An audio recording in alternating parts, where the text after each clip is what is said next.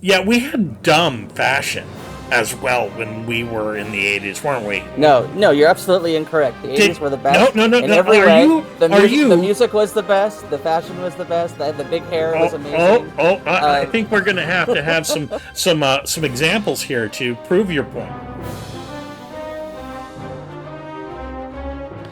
Laughter dances with truth in mostly fictional tales, where reality and fantasy engage in a tango.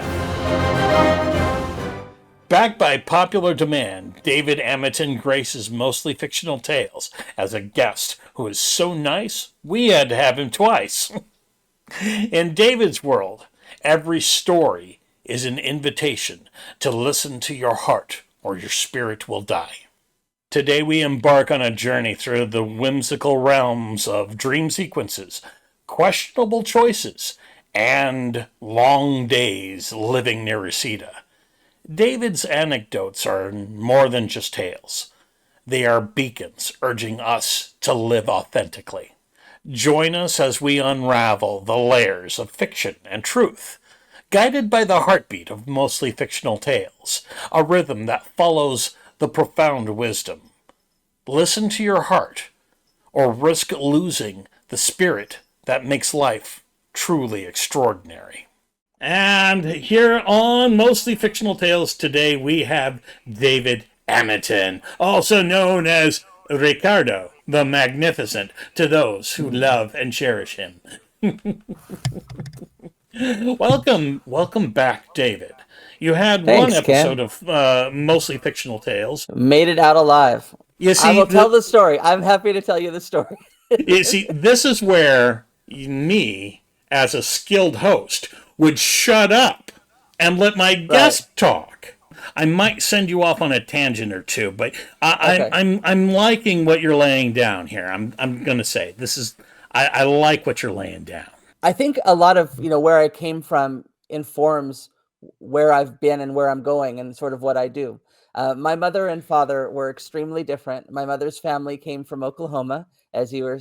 That's where the Oklahoma comes in. That's where she came from. Although she moved away, when she was 2 or 3 years old. But her family were country people, Baptists, all that sort of thing. Now, my father's family came from Canada, and they're Jewish, so a completely from Eastern Europe. So a completely different uh, system of life. And my father converted to a different religion when he was a teenager, but uh, but I have both sides in my background, so been able to like learn from both and kind of pick out the best from both. And one of the things my dad would say is that you don't need to go to a church to have somebody else tell you what your relationship with God should be. There's a million different religions out there, and learn about them and choose what you like and throw away what you don't like, and whatever makes sense to you, you can make your own religion. And I think that's a great idea because look, there are a million religions out there, and best case scenario, only one of them is right. Probably none of them are 100% right. So it doesn't make any sense to. I mean, I have my beliefs, but I'm not going to try to tell you what they are. I'm not going to try to convert you because I know I'm probably wrong, and everybody is probably wrong. So all Mm-hmm. you can do is live your best life. What I would say is be good to yourself and be good to other people, and the rest will take care of itself. And so that's sort of where I come from, and it's just about trying new things and living life to its fullest. One of my favorite movies was Defending Your Life with Albert Brooks. And if you know that movie, it's about he dies and he goes to the afterlife, and he has to look at days of his life to see if he can move on to the next to heaven, or if he has to go back down to earth again. And it's all based on fear. uh, you're here to conquer your fears and to live your best life. And if you do that, then you can move on. And if not, you go back. And so in the movie, his love interest is Meryl Streep, who was this very brave person, and she only has to look at 3 days, and usually she's running into buildings and saving pets, whereas he's got 9 days to look at, and he's wants to get a raise, but he's afraid to ask his boss, so he never even gets the chance to do to get that extra money. So uh he can't have the lifestyle that he wants for him and his family. And so, religion doesn't matter in that movie at all. And it's a happy movie, it's a funny movie, but Exactly. it makes you think Yeah. a little bit. Mm-hmm. And I'm kind of into that. I'm kind of into, like, if something scares you, do that. And that's going to relate to one of my stories about stages that I want to talk about later on. I grew up in the San Fernando Valley in Yeah. California, and then So you're actually a true Valley boy. Valley Prep. There were Valley Valley Girls and Prep. Valley Preps. Yeah, right. And I uh, was a teenager right in that time period in the mid '80s. So yeah, Dave, I usually I'm a bit shy when I ask somebody very talented to do something that they're very talented at, and that I didn't know you were talented at. But I hope that you have a true Valley Girl type of cadence that you can for deliver to me. sure. Totally tubular. Gag me with a spoon. Yeah, we did a little bit of that. A little bit. It's nobody ever did that in real life the way they do it in the. Reacting to old slang. Yeah. And when I was a kid, everything was rad, and then it got extreme, and then at some point it was lit and fat and B.A. Baracus. When I was a kid, always made sure to make sure everything that was good was bad. Yeah, Yeah. Mr. T. Talking about Mr. T now in the A Team, right? Yep. That's right. That's right. So in Yeah. the eight, and so now the kids just want to say that they're dead, and Yeah. I understand that it's the I laughed so hard that I fell out and off my chair and now I'm dead. Yeah, we had dumb fashion as well when we were in the 80s, weren't we? No, no, you're absolutely incorrect. The '80s Did were the no best no no in no every are way. you The are music, the you music was the best. The fashion was the best. The big hair was amazing. I Uh, think we're going to have some examples here to prove your point. no, You I may don't have have. just converted me back to the 80s.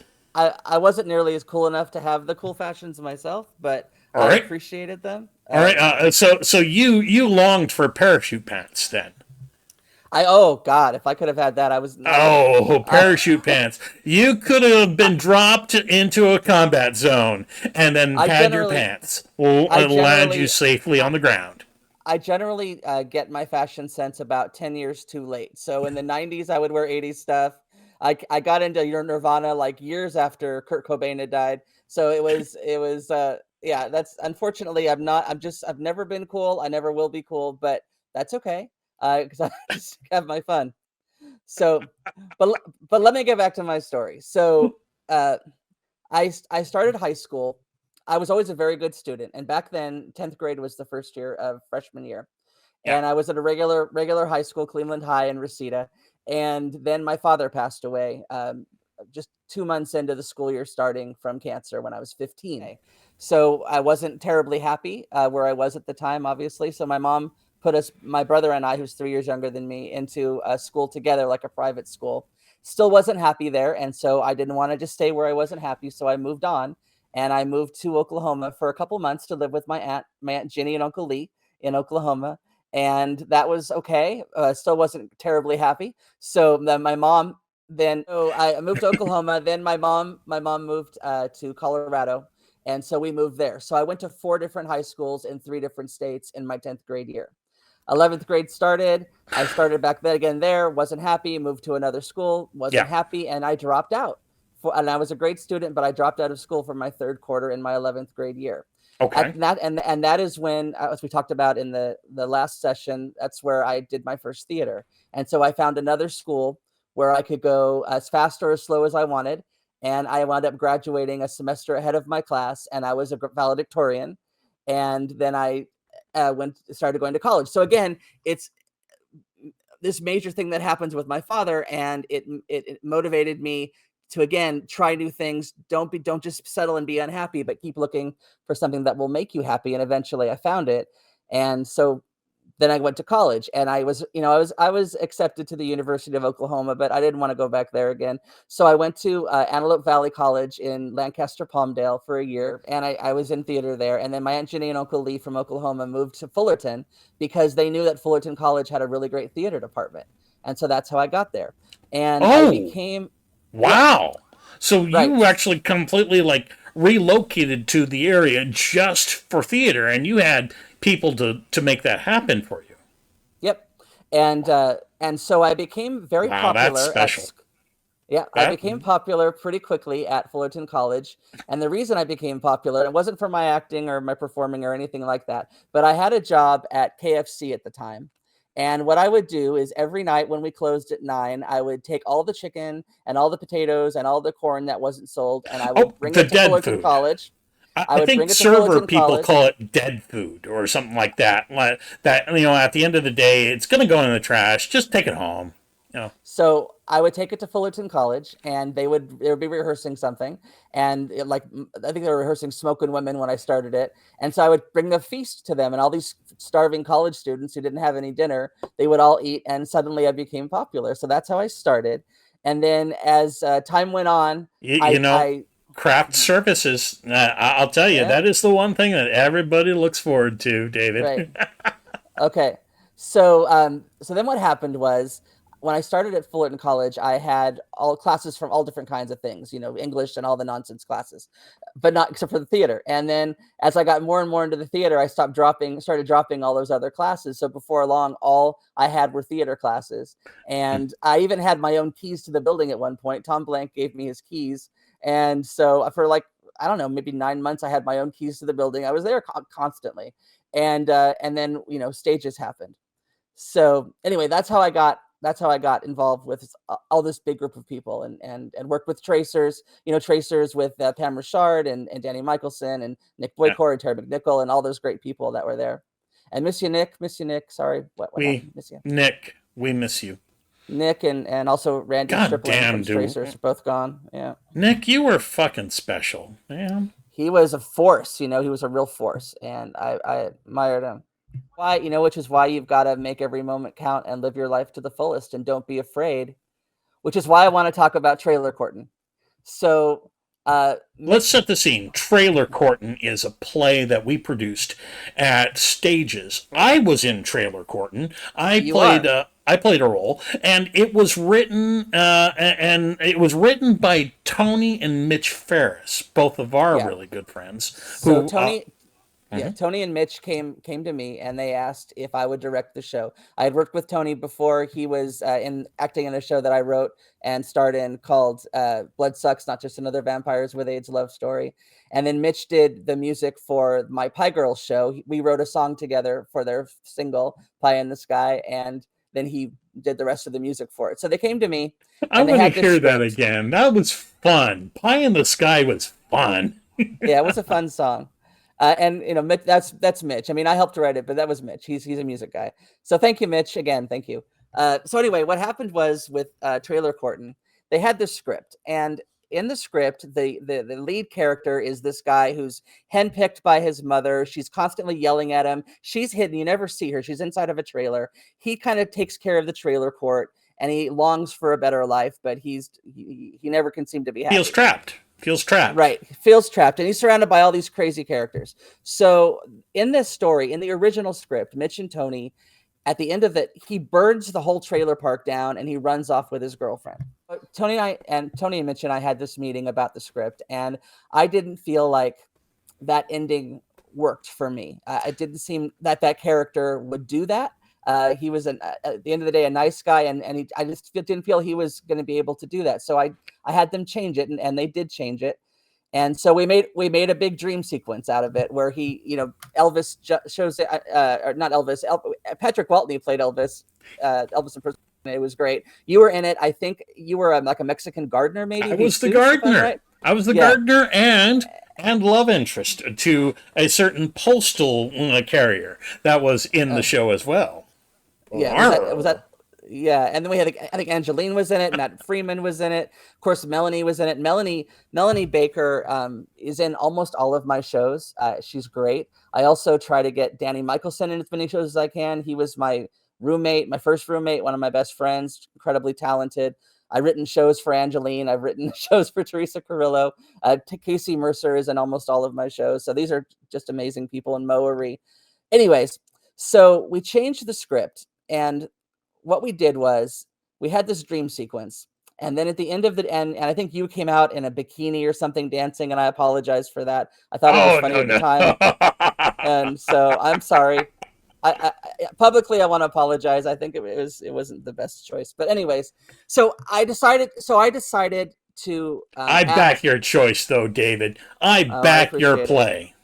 I appreciate that. So I decided that I wanted to act in it as the lead role and direct it at the same time, which was probably not the best decision. I wanted the challenge. Yeah, So I went for it. I think the show I'm probably glad would you have did been it. better if I would have just acted or just directed. I thought I did a decent job at both, but I probably could have been better at both if I'd done just one or the other. So I'm sorry, Tony and Mitch, if I didn't do total justice, but here's what we did. So at the end of the show, we have our dream sequence, and then Melanie comes in as my love interest, and she says she can get us away. She's got a ride, she's got a job. She wants me to come with her. Let's go and have a new life together. And then my mom, was Randy Stern, starts yelling at me again. And I think about it and I think about it, and I tell Melanie to go on her own. And then I sit at the front of the stage with my head down and thinking about how this is my whole life now. I'm just going to sit here for the rest of my life. And then the mother yells again, and the last thing you see is I walk slowly into the trailer to help her get a Coke or something, and that's the end of the show. Kind of a downer ending. But what I was doing there, what I wanted to do there, was I wanted to give a message to the audience that even if something is scary, go for it, because if you don't, you're going to be stuck maybe for the rest of your life, and it's safe, but you're not going to be as happy.